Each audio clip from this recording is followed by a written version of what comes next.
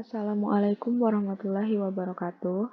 Perkenalkan, nama saya Lola Resti Fauji, NIREM 0305190053. Di sini saya akan menjelaskan tentang jurnal umum, ayat jurnal penyesuaian, penggabungan, laporan laba rugi, dan laporan ekuitas atau laporan perubahan modal dari toko Raja Durian Pak Andi periode Januari 2020. Pertama, saya akan menjelaskan jurnal umumnya dulu. Sebelumnya, transaksi dan jurnal umumnya sudah saya catat untuk mempersingkat waktu. Berikut kita langsung masuk pada soal nomor 1. Pada tanggal 1 Januari, Pak Andi menyetorkan uang tunai sebesar 35 juta rupiah sebagai modal usaha.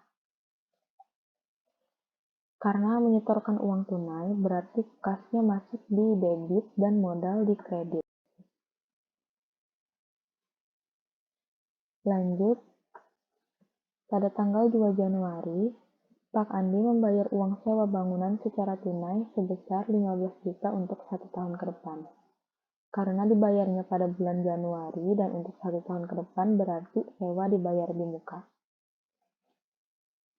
Sewa dibayar di mukanya masuk ke debit sebesar 15 juta rupiah dan kasnya berkurang, maka kas masuk di kredit sebesar 15 juta rupiah. Lanjut, pada soal nomor 3, yaitu pada tanggal 2 Januari, Pak Andi membeli peralatan di toko Samudra secara tunai sebesar 3 juta rupiah.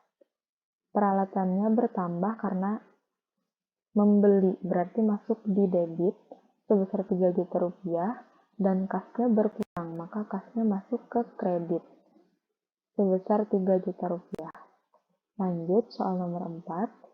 Pada tanggal 3 Januari, Pak Andi membeli perlengkapan secara tunai di toko Subur Jaya sebesar 2.500.000 rupiah. Perlengkapannya bertambah, maka masuk di debit sebesar 2.500.000 rupiah. Karena membeli perlengkapan, maka kasnya berkurang. Kasnya masuk di kredit sebesar 2.500.000 rupiah. Lanjut, pada tanggal 5 Januari, menerima pendapatan dari penjualan durian secara tunai sebanyak 150 kg sebesar 11.250.000 rupiah. Karena menerima pendapatan berarti ada kas masuk. Kasnya di debit sebesar 11.250.000 rupiah, sedangkan pendapatan usahanya di kredit sebesar 11.250.000 rupiah. Lanjut, pada tanggal 8 Januari, menerima orderan durian sebanyak 100 kg secara kredit sebesar 7.500.000 rupiah. Karena kredit berarti piutang usahanya bertambah. Piutang itu berarti orang yang mempunyai tanggungan atau hutang ke pemilik usaha. Maka piutang ada di debit sebesar 7.500.000 rupiah dan pendapatan usahanya di kredit 7.500.000 rupiah. Karena ini perusahaan dagang, maka ada harga pokok penjualan dan persediaan barang dagang.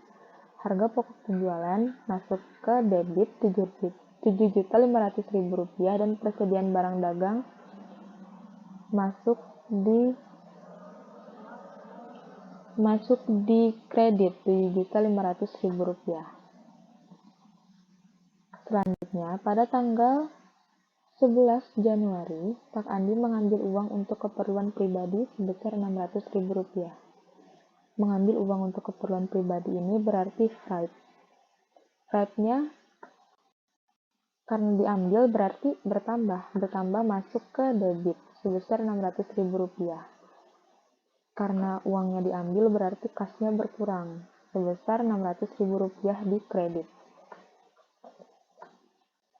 Lanjut, pada tanggal 15 Januari, menerima pembayaran piutang dari transaksi tanggal 8 April sebesar 7.500.000 rupiah. Berarti karena utangnya tadi udah dibayar atau piutangnya tadi sudah dilunaskan, berarti kasnya bertambah sebesar 7.500.000 rupiah dan piutangnya lunas. atau berkurang masuk di kredit Rp7.500.000. Mohon maaf, ini kurang piutang usaha.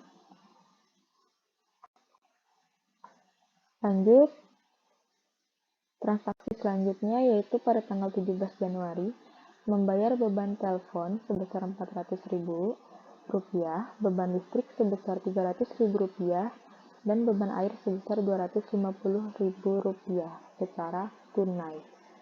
Berarti beban telepon, beban listrik, dan beban airnya masuk ke debit karena bertambah kan dibayar. Ini 400, 300, dan 250.000-nya masuk di debit, sedangkan kasnya berkurang karena dipakai untuk membayar beban tadi. Jadi total ini ditambahin masuk ke kredit sebesar Rp950.000. Lanjut, pada tanggal 20 Januari membayar beban gaji karyawan secara tunai sebesar Rp4 juta. Beban berarti masuk di debit karena membayar gaji karyawannya. Sedangkan kasnya berkurang karena dipakai untuk membayar tadi sebesar Rp4 juta. Ini ada soal tambahan untuk menghubung ke jurnal penyesuaian. Pada tanggal 1 Juli 2020 diterima pembayaran sebesar Rp16.500.000 untuk orderan durian selama 1 tahun ke depan. Karena diterima pembayaran untuk 1 tahun ke depan berarti pendapatan diterima di muka.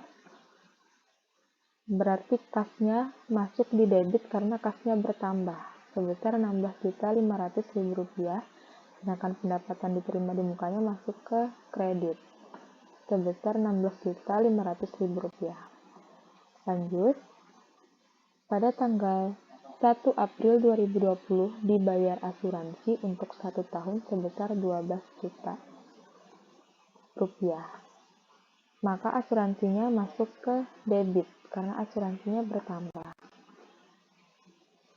Sedangkan kasnya berkurang karena dibayarkan untuk asuransi sebesar Rp12 juta.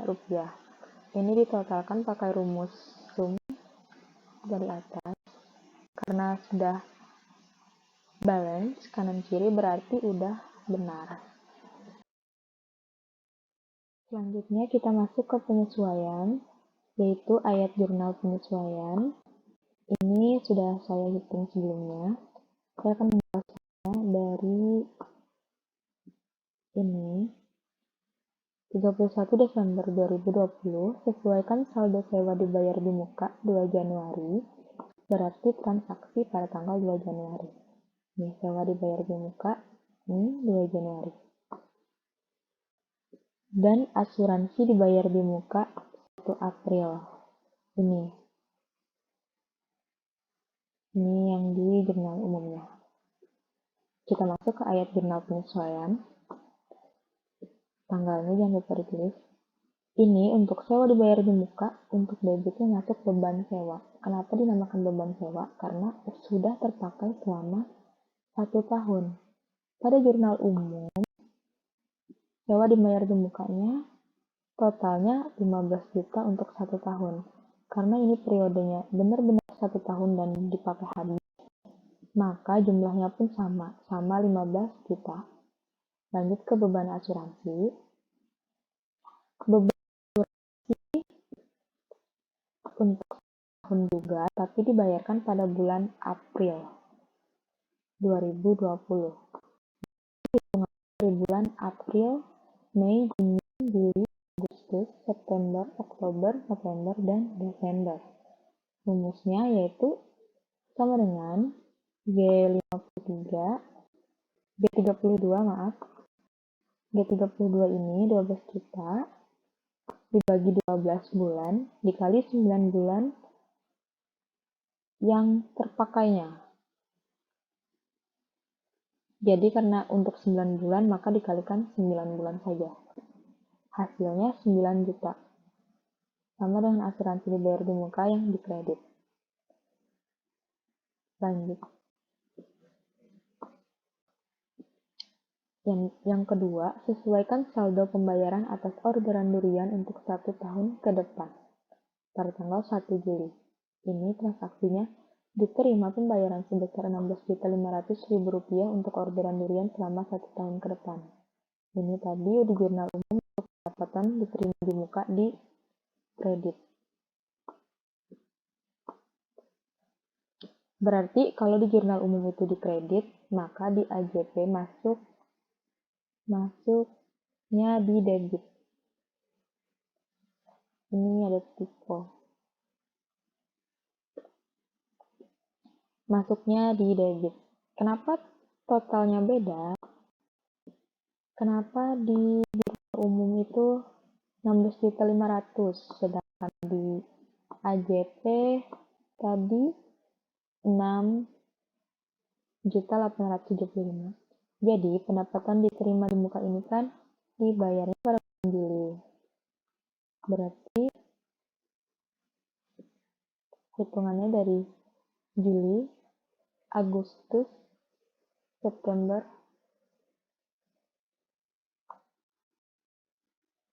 Juli.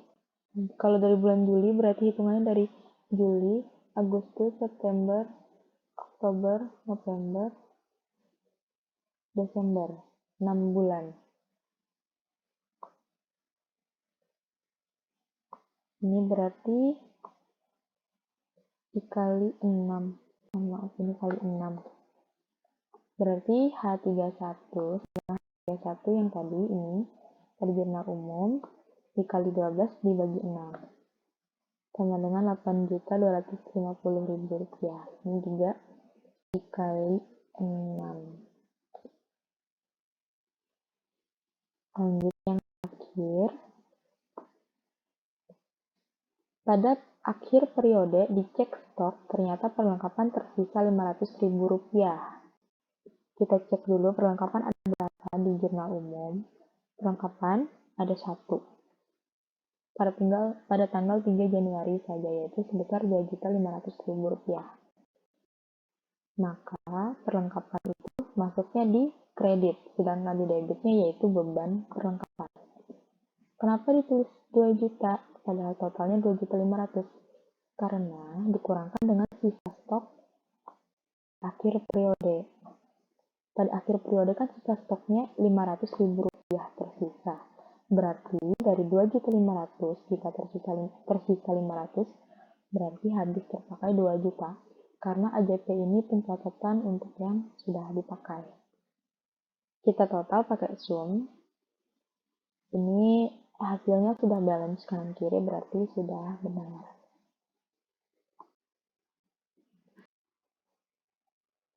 Kita masuk ke penggabungan jurnal umum dan AJP. Untuk mengisi akun ini, kita dimulai dari debit pada jurnal umum dulu. Ini di blok, Ctrl C, terus ke sini Ctrl V. Ini sebelumnya udah ada rumusnya, makanya langsung angkanya terisi, tapi nanti akan saya jelasin lagi. Ini di blok lagi,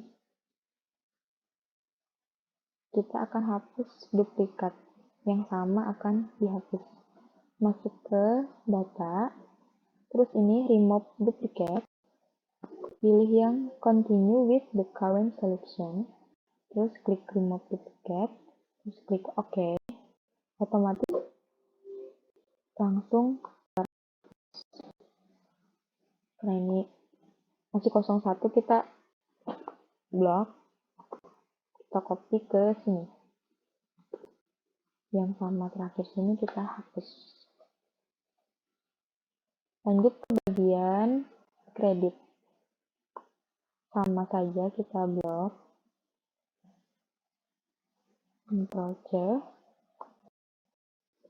ke sini, Ctrl V.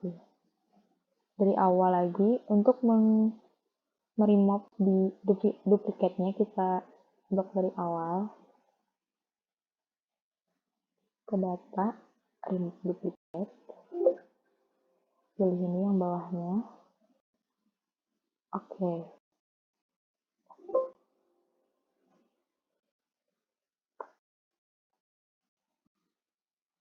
Ini kita naikin. Ini dihapus. Lanjut ke bagian AJP, jangan dilupain. Kita copy lagi dari sini.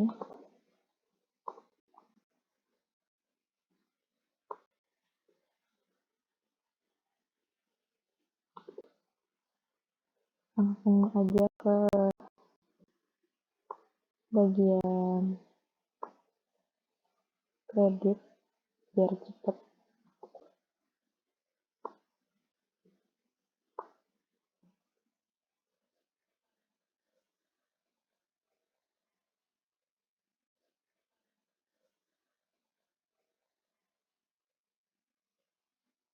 Kontrol dari atas lagi kita lock untuk menghilangkan duplikatnya.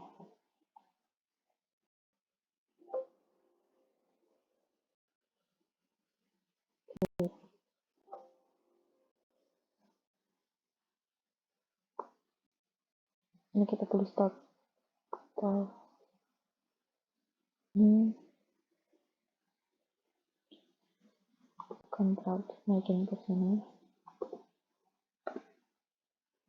Ini kita hapus.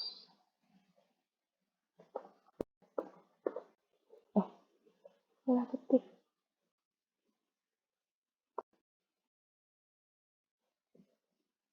Klik dulu caps lock biar kelihatan.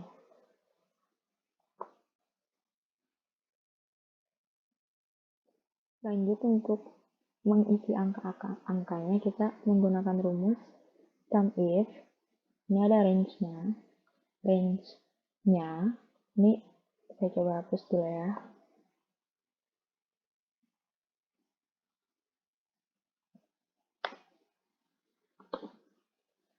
Jadi kan kita mau ngitung yang debit dulu. Maka kita blok dulu nama akun yang di debit.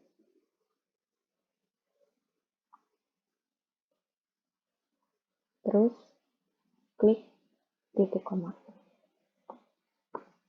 Setelah itu kriterianya pilih kas. Jangan lupa ini dikasih tanda dolar dulu untuk mengunci bagian baris.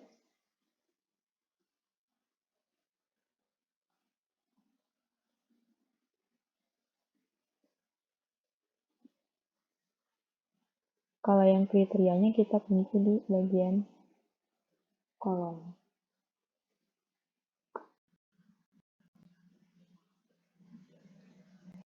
Lanjut klik lagi titik koma. Kita selanjutnya blok bagian angka di debit.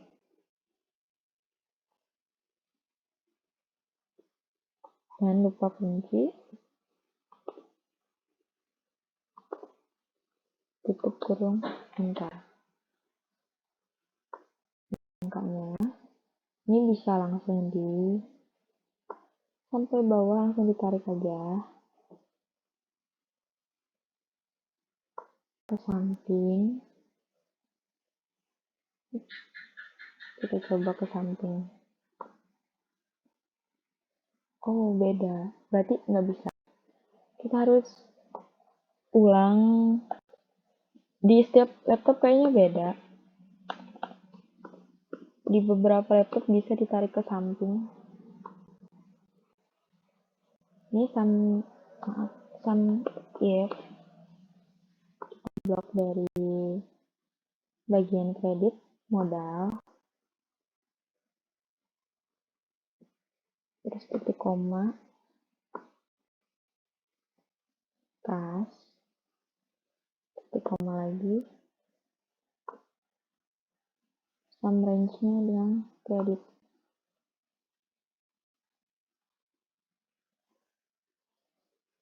Tutup kurung, kita kunci dulu.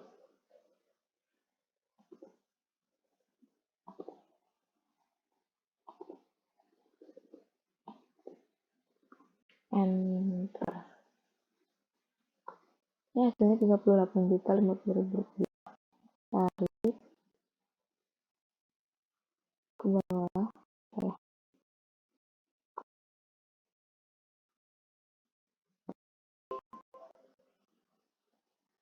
Ini hasilnya harus sama di jurnal umum. Kalau ini pakai sum aja. Kalau sudah sama berarti udah benar. Lanjut ke yang AJP. Ini rumusnya sama. Pakai sum if juga. Terus kriterianya masih pakai kas. Tapi yang kreditnya diambil dari yang AJP ini. Diperhatikan jangan sampai ketinggalan satu kolom. Enter. Tarik ke bawah. Ini hasilnya 34.250.000 rupiah. Untuk yang sebelahnya atau kredit sama. Ini rumusnya.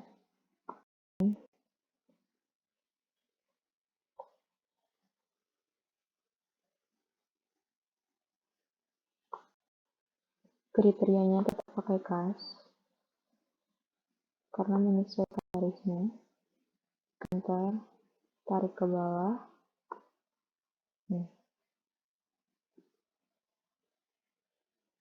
Enggak. Wah. Enggak sampai situ. Di sini aja. Untuk yang ini biasa. Hasilnya harus sama dengan yang debit. Ke warna ini. Kita lanjut menghitung saldo akhir. Rumusnya sama dengan debit jurnal umum ditambah debit AJP dikurang kredit jurnal umum dikurang kredit AJP. Tarik ke bawah.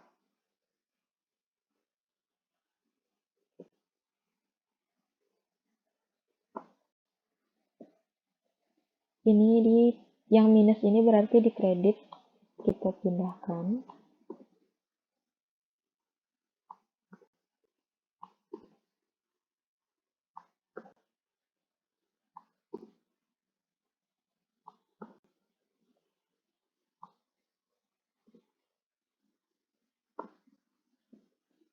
Terus ini dihapus. Salah. Yang sebelah sini dihapus.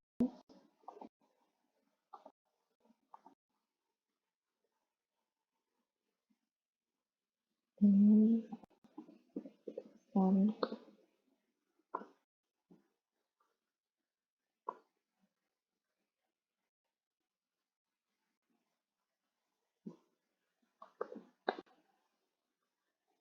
kalau udah sama berarti ini udah benar, kalau udah balance. Kita lanjut ke laporan laba rugi sama laporan ekuitas atau laporan perubahan modal. Untuk kedua laporan ini kita ambil atau yang jadi acuan adalah saldo akhir. Sebelumnya ini bagannya udah saya buat biar cepat. Yang di akun-akun yang dipakai untuk laporan laba rugi adalah pendapatan dan beban saja. Maka kita cari pendapatan di umum di akun yang penggabungan ini. Pendapatan ada dua, yaitu pendapatan usaha sama pendapatan diterima di muka. Kita lihat nih pendapatan usaha di saldo akhir berapa? 27 juta. Maka yang kita tulis adalah 27 juta pendapatan usaha. Di sini 27. Terus Pendapatan diterima di muka yang ini, Rp8.250.000.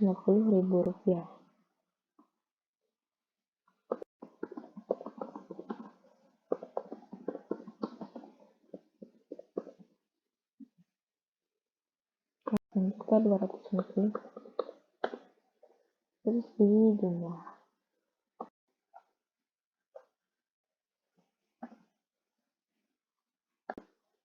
Ini hasilnya. Terus beban. Kita lihat di sini ada beban telepon, beban listrik, beban air, beban gaji, beban sewa, beban asuransi, dan beban perlengkapan. Kita masukin, tulis dulu akun-akunnya.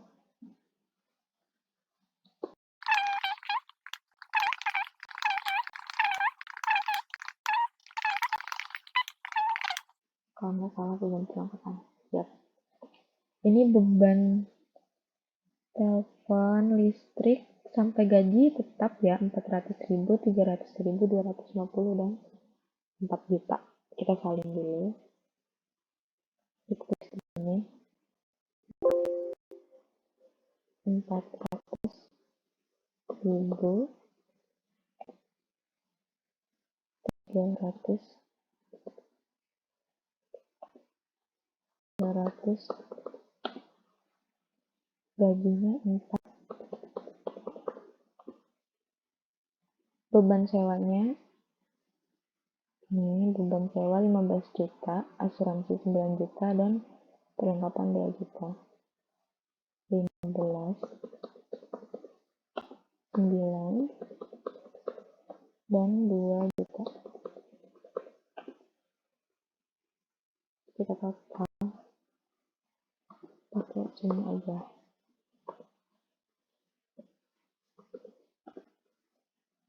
Terus untuk laba ruginya ini jumlah pendapatan dikurang dengan jumlah beban.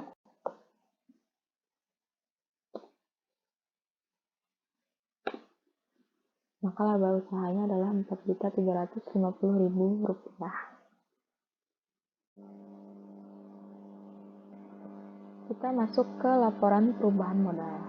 Ini udah saya tulis sebelumnya, ini modal 1 Januari akunnya. Terus laba bersih, yaitu laba rugi yang ini tadi, sama price, tambahan modal ini jumlahnya nanti. Dan modal akhir ini hasil akhirnya. Kita lihat dulu modal 1 Januari.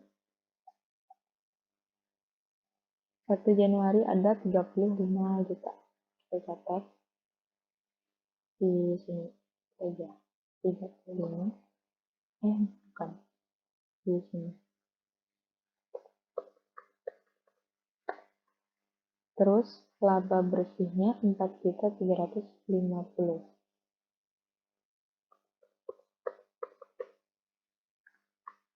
Price-nya kita cari nih, price tanggal 11 Januari 600.000 rupiah.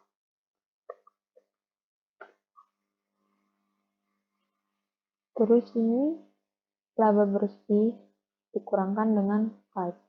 Tambahan modal sama dengan laba bersih dikurangkan dengan price.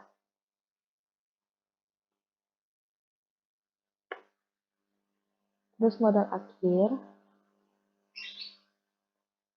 modal awal ini modal 1 Januari ditambah tambahan modal.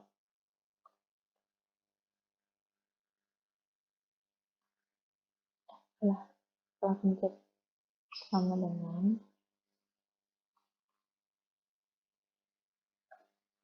ini, dia adalah laporan perubahan modalnya. Jadi modal awal untuk ini salah tahun ini, mohon maaf sebelumnya, ini 2020 maksud saya. Jadi modal awal untuk tahun selanjutnya yaitu Rp38.750.000. Sekian dari saya. Salah dan kurangnya saya mohon maaf. Saya akhiri. Wassalamualaikum warahmatullahi wabarakatuh.